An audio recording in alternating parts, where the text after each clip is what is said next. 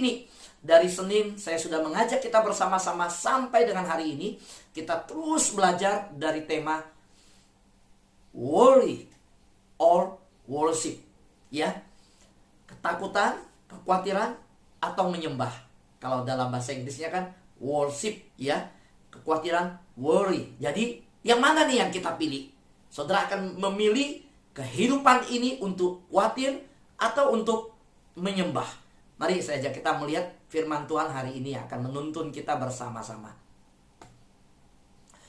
Bisakah kita menyembah Tuhan di mana saja dan kapan saja? Saya yakin kita tersenyum dan berkata, rasanya dalam kekristenan gak masalah ya. Bisa di mana saja dan kapan saja. Bersyukur.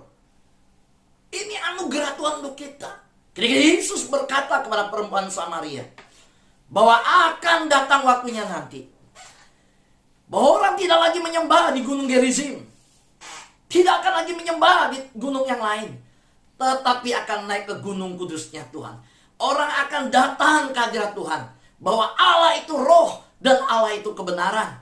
Bahkan kita tahu bahwa ketika Yesus menyatakan itu, terbukalah sekat-sekat, terbukalah pintu-pintu gerbang.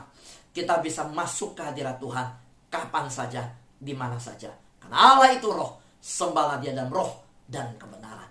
Demikian kalau kita lihat pemazmur berkata, bernyanyilah bagi Tuhan dengan nyanyian syukur, bermazmurlah bagi Allah kita dengan kecapi. So pernyataan mazmur ini, dari pemazmur ini, jelas bahwa dengan nyanyian syukur kita datang kepada Tuhan, dengan sukacita Tuhan rindu kita datang kepada Dia dengan sorak-sorai. Jadi kita mengenal kebenaran firman Tuhan, bahwa Tuhan rindu anak-anaknya datang kepada Dia dengan nyanyian syukur, dengan gembira, dengan sukacita, dengan sorak-sorai.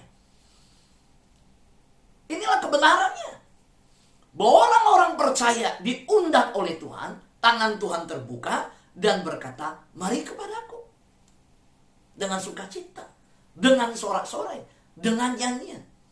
Apakah ada iman kepercayaan yang sedemikian, yang mempraktekkan nyanyian iman mereka dengan cara demikian? Apakah ada iman-iman kepercayaan di luar kekristenan, yang kepada Allah mereka dengan memanggil ya Aba ya Bapa, datang dengan sukacita yang demikian? Tidak. Seringkali di dalam konsep kepercayaan itu dibangun Tuhan itu seperti kakek tua yang pegang tongkat, yang selalu menanti di mana cucunya, anaknya bikin salah. Pokoknya justru nunggu salah, kalau salah dipukul. Tapi saya melihat ketika Yesus membuka sebuah relasi yang baru, sebuah pengertian bahwa Dia yang datang ke dunia telah membawa tangan kita dan tangan Bapa bergandengan. Ketika kekristenan berbicara tentang relasi, maka kita sadar kita boleh memanggil Dia. Bukan hanya Tuhan, bukan hanya Dia adalah Allah yang kita panggil jauh di sana, tapi Dia ya Tuhan, ya Aba. Kita panggil Dia Bapa yang dekat dengan kita. Inilah terobosan yang terjadi. Karena itu saya katakan kekristenan bukan manusia yang cari Tuhan. Kalau manusia mencari Tuhan, itu melahirkan agama. Tapi kekristenan, Tuhan yang mencari manusia, itu melahirkan yang namanya relasi. Maka iman kekristenan itu relasi. Saudara, kalau kita berpikir, saya coba ajak kita berpikir, kenapa ya kita sering berjumpa bahwa lagu-lagu dunia ya selalu bertemakan cinta? Nggak lari jauh-jauh tuh.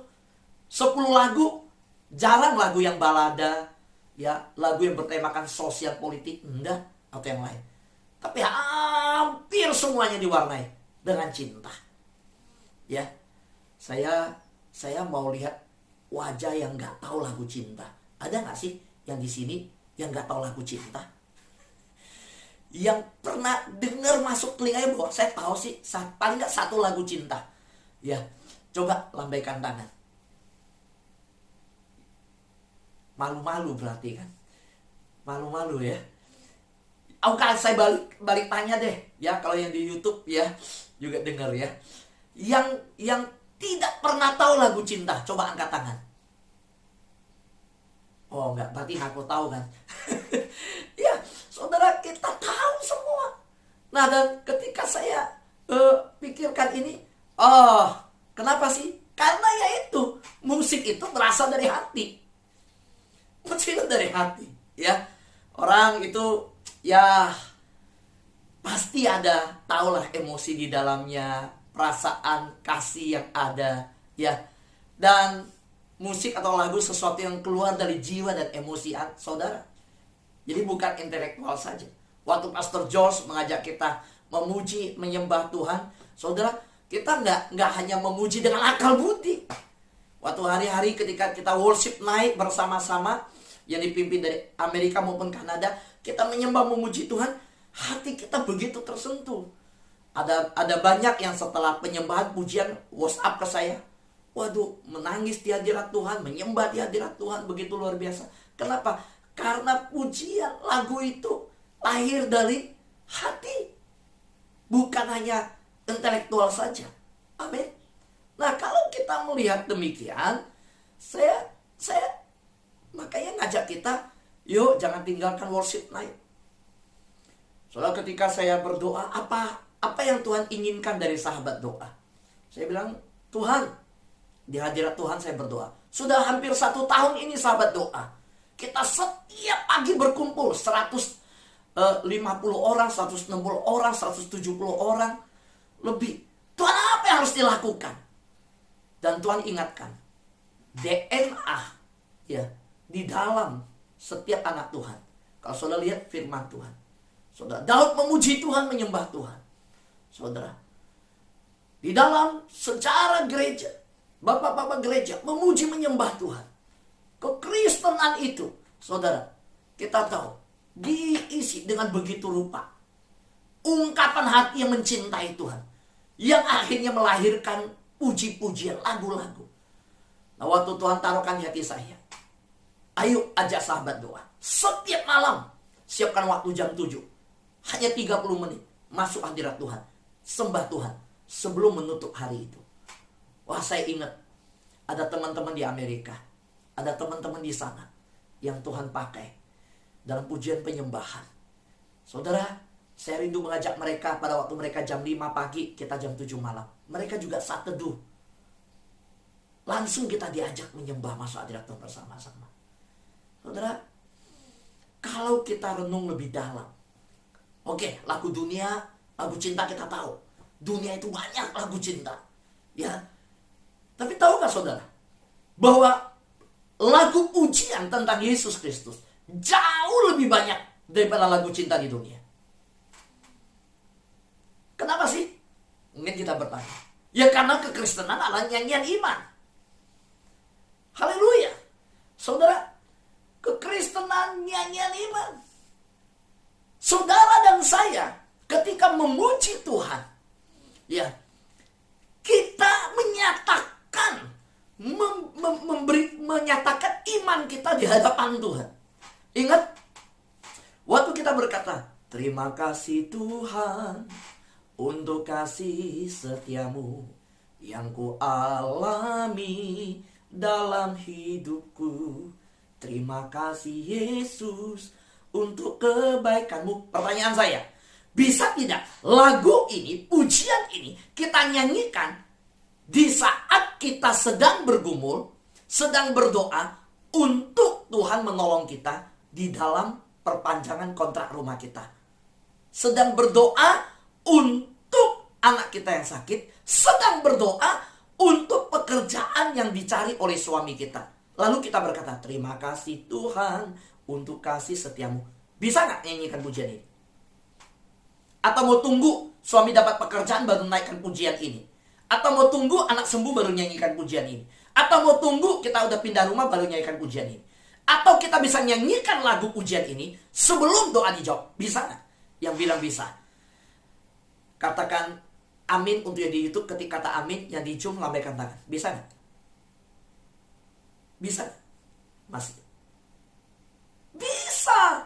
Saudara dengar, waktu kita ya setelah doa dijawab lalu berkata terima kasih Tuhan, itu namanya rasa syukur. Itu namanya ucapan syukur.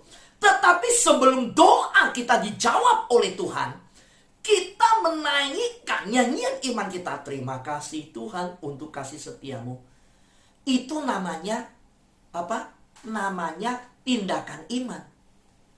Berterima kasih, bersyukur sebelum doa dijawab. Itu ungkapan iman. Itu nyanyian iman. Saudara yang terkasih dalam Tuhan, sahabat doa semua. Karena itu saya katakan bahwa kekristenan itu apa sih? Saya sampaikan, itu ada relasi dengan Tuhan, hubungan dengan Tuhan. Yang kedua, kekristenan adalah nyanyian iman. Wah, sulit orang-orang percaya. Mau di rumah duka nyanyi. Betul ya? Mau di rumah sakit datang berdoa berseorang, nyanyi muji Tuhan. Maka saya rindu nih sahabat doa. Saya percaya bahwa apa yang Tuhan sedang kerjakan, kok bisa ya waktu di tahun-tahun sebelumnya belum pandemi. Ada banyak yang bilang, Pastor Fu udah bikin album rohani yang pertama, ayo segera buat. Lagunya udah 12. Nggak tergerak tuh. Belum terdorong hati saya. Tapi ketika di sahabat doa ini, saya didoakan. Apa yang harus dilakukan selanjutnya? Selain pujian worship night. Tuhan udah mau 1 tahun, apa yang dilakukan? Ajak semua sahabat doa. Jam 7 malam nyembah Tuhan. Lalu yang kedua, Tuhan taruhkan di hati apa? Ayo, bagikan lagu-lagu baru buat semua sahabat doa. Setiap keluarga mulai belajar menyembah Tuhan. Terus memuji Tuhan. Terus undang hadirat Tuhan. Saudara yang terkasih dalam Tuhan, masih adakah pujian di hidup kita hari-hari ini? Udah Pak, masa pandemi ini jarang nyanyi Pak. Pak Fu, kita udah langganan Netflix. Kita udah langganan kalau di Indonesia First Media IndiHub. Kita udah langganan Disney Hotstar, Disney Channel. Jarang lagi kita nyanyi puji Tuhan. Pandemi ini di rumah banyak nonton film Korea Pak. Kita udah serinya berseri-seri nonton film Korea. Nah, anak-anak Tuhan, ingat, justru di masa yang seperti ini, kita ungkapkan nyanyian iman kita. Ungkapkan iman kita dalam bentuk pujian penyembahan kepada Tuhan. Tuhan rindu anak-anaknya di masa seperti ini belajar bergantung sama Tuhan. Dan mata tertuju pada Tuhan. Fokus sama Tuhan. Memandang kepada Tuhan. Sahabat doa yang terkasih dalam Tuhan. Saya kembali bertanya, kenapa puji-pujian Kristen itu, lagu rohani itu, anak Tuhan itu begitu banyak, lebih banyak dari lagu dunia? Karena kekristenan itu bukan hanya bicara tentang agama, bukan, tetapi nyanyian iman. Oke, kalau begitu kenapa anak-anak Tuhan itu kita lihat ya di dalam Mazmur, pemazmur, termasuk Daud juga ada seorang pemazmur. Dalam kesusahan lahirlah pujian. Dalam ketika dikejar Saul, lahir pujian. Ketika nyawanya terancam, nyanyian dinaikkan kepada Tuhan. Kenapa? Ya itu yang saya katakan di awal. Karena kekristenan bukan tentang agama. Kekristenan tentang relasi, hubungan dengan Tuhan. Saudara yang terkasih dalam Tuhan, ketika berbicara relasi hubungan, saya percaya anak Tuhan tidak sulit untuk menyatakan puji-pujian. Kita bicara tentang seorang yang secara pribadi kita punya hubungan dekat. Waktu kita di dalam masa pacaran, saya mau tanya, yang pacaran biasanya para wanita berkata gombal ya, suka memuji. Betul? Kita begitu mudah melihat hal-hal yang indah, yang baik di pasangan kita. Kita bisa lakukan yang terbaik untuk pasangan kita. Nah, masih ingat kasih mula-mula? Ketika jatuh cinta pada Tuhan? Ingat kasih mula-mula ketika memenuhi hati kita? Wow, kita bangun pagi jam 4, kita cari Tuhan. Kita baca Alkitab. Kita rindu masuk penyembahan. Kita rindu berelasi dengan Tuhan. Kita cari Tuhan. Bahkan dari satu gereja, kita pindah lagi ibadah tempat lain. Kita ibadah cari Tuhan. Waktu kasih mula-mula begitu berkobar. Wah, luar biasa. Sampai Kalau kita ingat masa muda ketika kita percaya pada Tuhan, orang tua kita bilang, nginep aja di gereja, gak usah pulang. Kita begitu rindu bersekutu, kita cari Tuhan. Nah sekarang, di mana hati kasih mula-mula itu? Saudara tahu bahwa kekristenan itu adalah hubungan dengan Tuhan, relasi. Kalau kita lihat Daud begitu dekat dengan Tuhan. Kalau kita lihat Yusuf tidak dibatasi oleh penjara, dia tetap bisa melihat kebaikan Tuhan. Ketika Paulus, ketika Petrus di penjara, mereka bisa memuji Tuhan di penjara. Kenapa? Karena penjara tidak menghalangi hubungan mereka dengan Tuhan. Saudara, saya percaya tidak ada satu tempat, tidak ada batasan yang bisa menghalangi relasi kita dengan Tuhan. Karena itu pandemi pun tidak menghalangi anak-anak Tuhan untuk melalui teknologi tetap memuji, menyembah Tuhan. Saudara lihat apa yang terjadi hari-hari ini. Dari Amerika jauh di sana, kita bisa bersama-sama memuji, menyembah Tuhan. Amin. Lihat, kita tidak dibatasi oleh tembok gereja. Dan bahkan yang hadir di Zoom hari ini, saudara, saya hitung-hitung hampir 40 denominasi gereja. Kenapa kita bisa bersatu? Bahkan ada anak Tuhan, hamba Tuhan yang telepon saya, Pak Fu, waduh, saya kalau pikirkan masa sekarang pandemi ini, saya gemetar di hadirat Tuhan. Waktu saya masuk menyembah Tuhan, Tuhan ingatkan saya. Sebelum pandemi, ajak gereja Tuhan bersatu, susahnya minta ampun. Sebelum pandemi, mau bicara unity, gak bisa. Sulit. Dan ketika bicara unity, ada halangan seolah-olah harus hadir ke gereja saya, yuk sama-sama bikin ibadah di gereja. Tidak pernah terpikir bisa bikin ibadah lewat live di Facebook, lewat YouTube, lewat ini. Nggak pernah kepikir. Kepikirnya ketika bicara unity, yang terpikir adalah kamu undang saya ke gerejamu, saya undang kamu ke gereja saya, kita undang gerejamu hadir di sebuah lapangan juga atau KKR sama. Tapi terlihat seperti itu. Waduh Pak Fu, ini hamba Tuhan bicara. Itu gengsi begitu tinggi. Nggak mau hadir. Sulit. Tetapi hari ini saya gemetar Pak Fu ketika saya pikirkan, Pastor Fu. Ternyata setelah pandemi, gak ada masalah tuh kalau kita lihat di jemaat. Jangan-jangan kita hamba Tuhan yang ada tembok. Terbukti kok ketika di Zoom, jemaat kita gak masalah loh. Yang mimpin pujian dari GBI, yang mimpin pujian dari HKBP, GPIB, dari GSRI. Gak ada masalah tuh kita lihat jemaat kita bersatu. Jadi selama ini, sebelum pandemi ketika pendeta dan pendeta rapat mau bicara kesatuan, nggak nyatu-nyatu. Jangan-jangan masalah di pendetanya, di pemimpinnya. Wih, saya waktu terima telepon itu merinding saya dengarnya. Iya Pastor, saya bilang, bener juga loh. Dia bilang iya, coba lihat yang Pastor Fu bikin di Sahabat Doa. Loh, saya bilang kamu nggak pernah ikut, kamu tahu. Saya ikut dari YouTube. Saya nggak bisa di jam tersebut bangun, tapi saya ikut. Dan saya lihat, saya kenal kok beberapa orang. Ada yang dari Full Gospel, ada yang dari lembaga, ada yang dari GPDI, ada yang dari gereja Katolik, semua kita nggak ada masalah. Jadi terbukti iman kita itu di dalam Yesus Kristus. Itu yang Tuhan pandang, Tuhan nilai. Bukan cara kita bernyanyi, bukan lagu apa yang kita pakai. Lagu himn kah, lagu kontemporer kah? Enggak, Tuhan nggak pandang itu. Tuhan memandang hati yang penuh syukur, masuk gerbangnya, mengungkapkan iman kita, cinta kita kepada Tuhan. Itu yang Tuhan nilai. Amin. Iya, haleluya, saya berkata puji Tuhan. Dan jemaat Tuhan rindu kok. Dan terbukti kok ketika sekarang pandemi, jemaat gak masalah, mereka ikut kok. Saya tahu semua, bukan hanya ikut doa fajar ini, banyak yang lain juga diikuti. Betul. Iya. Soku yang terkasih dalam Tuhan, sahabat doa, yuk saya ajak kita mengingat Mazmur 147 ayat 7 yang mengatakan, nyanyikanlah ucapan terima kasihmu untuknya. Ini harusnya huruf besarnya, menyanyikan pujian bagi Tuhan kita. Ini suara dari pemazmur.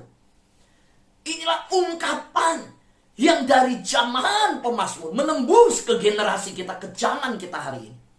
Ayo, jangan berhenti menyanyikan ucapan syukur terima kasih Dan kita nyatakan iman kita kepada Tuhan.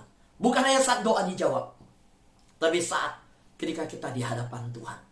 Kapanpun juga kita berkata, Engkau Bapakku yang baik. Kita nyanyikan di hadapan Tuhan.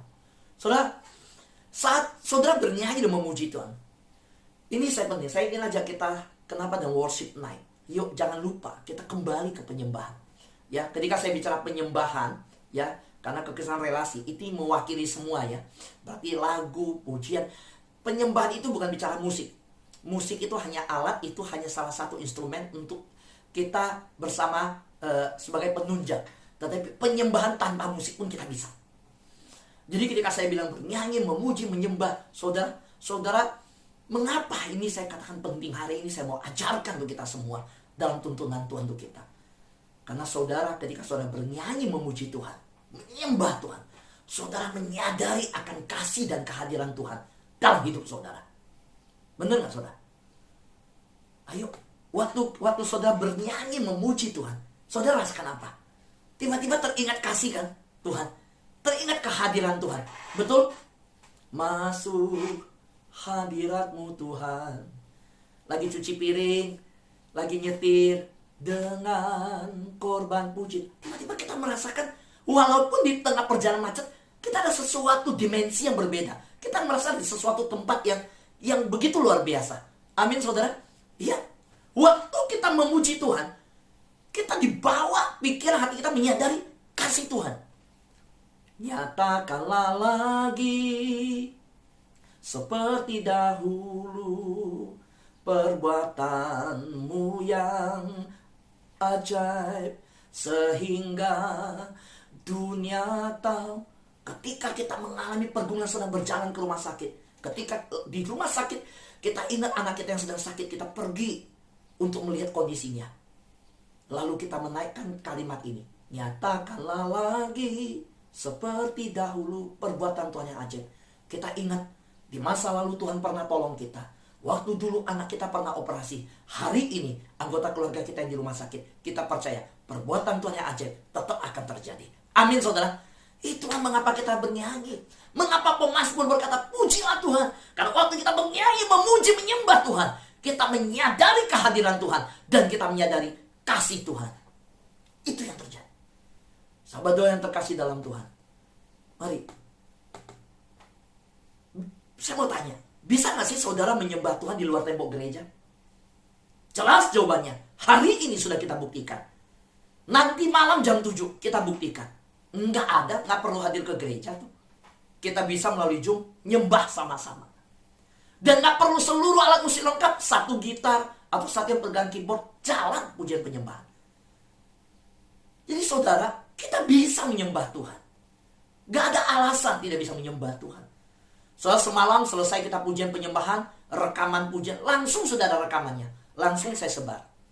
Ayo bisa ulangi, dengar lagi nyembah Tuhan. Hari ini berangkat kerja, bisa putarkan lagi worship night yang semalam, nyembah Tuhan lagi. Zaman sekarang begitu cepat, kita manfaatkan teknologi untuk kemuliaan Tuhan. Zaman yang begitu cepat bergerak, kita juga bergerak cepat. Saudara, bisa nggak kita menyembah Tuhan di luar tembok gereja? Bisa. Karena ibadah hanyalah ungkapan cinta saudara kepada Tuhan. Ketika bicara ibadah, ketika bicara penyembahan, itu berbicara tentang mengungkapkan hati kita, cinta kita, kasih kita, kerinduan kita kepada Tuhan. Karena itu, kenapa sih kita tidak ungkapkan itu sepanjang waktu kepada Tuhan? Di mana saja, kapan saja, kita ungkapkan. Kemarin saya menerima sebuah ungkapan kalimat yang begitu luar biasa dari seorang sepupu, ya, seberang yang berkata, aduh Pak Fu, dulu sehari saya ada waktunya untuk cari Tuhan. Saya 5 kali. Tapi saudara, ketika selesai worship night, dia WA saya, Pak Fu, saya bersyukur. Di masa pandemi ini, saya ingin lebih dekat Tuhan. Kalau dulu saya setiap hari jam segini cari Tuhan di dalam iman saya yang lama. Sekarang dalam kekristenan gimana ya? Saya juga butuh komunitas korporat untuk bertumbuh. Puji Tuhan sahabat doa, tiba-tiba bukan hanya pagi, malam jam 7 ada. Wah, saya ikut Pak Fu. Saya bersyukur. Karena dulu saya cari Tuhan berkali-kali kok sehari. Wah, saya bilang ayo. Puji Tuhan. Saudaraku yang terkasih dalam Tuhan. Saat saudara cuci kamar mandi, cuci pakaian, cuci piring, cuci mobil, ketika saudara menyiram tanaman, memandikan anak, ya baby saudara mandikan. Waktu saudara berkendaraan ke tempat kerja, membuat kesepakatan atau sedang olahraga, sedang jogging, saudara dapat mengungkapkan cinta saudara kepada Tuhan di mana saja dan kapan saja. Yang katakan amin, boleh lambaikan tangan. Amin saudara. Yes, lakukan itu, ya. Saudara bisa ungkapkan itu. Ingat, tadi saya katakan bahwa kita bisa menyembah di luar tembok gereja. Kita bisa menyembah kapan saja, di mana saja. Karena penyembahan itu berbicara mengungkapkan cinta saudara. Jadi kalau penyembahan adalah mengungkapkan cinta kita, maka di saat Anda cuci kamar mandi, cuci piring, cuci mobil, cuci pakaian, saudara sedang ngepel rumah, saudara sedang nyapu rumah, saudara menyiram tanaman, saudara berkendaraan, saudara olahraga, bahkan saudara sedang menuju untuk follow up seseorang, saudara sedang mencari klien, saudara bisa menyembah Tuhan. Saudara bisa mengungkapkan cinta kepada Tuhan di mana saja, kapan saja. Yuk, saya ingin bertanya sama kita. Begini, saya mau tutup dengan pertanyaan ini. Apa yang memenuhi pikiran saudara ketika saudara menyembah Tuhan, bernyanyi memuji Tuhan dalam penyembahan rohani, dalam pujian rohani? Apa yang datang ke pikiran saudara? Oh Pak Fu, ketika saya bernyanyi sambil memuji Tuhan, masih ada pikiran tentang hutang, tentang anak yang sakit. Terus menyembah Tuhan. Terus menyembah. Tetapi yang saya percaya, ketika engkau memuji Tuhan, pikiran dari kekhawatiran, ketakutan, akan datang pikiran ilahi memenuhi kita. Kehadiran Tuhan ada di tengah-tengah kita. Kita merasakannya. Kasih Tuhan akan memenuhi pikiran kita. Pertanyaan yang kedua saya ingin tanyakan, seberapa sering saudara mengungkapkan nyanyian terima kasih dan cinta kepada Tuhan? Seberapa sering sih? Seberapa sering dalam satu hari saudara bernyanyi atau mendengar pujian rohani, musik rohani? Seberapa sering? Mari kita jawab di hadapan Tuhan. Amin.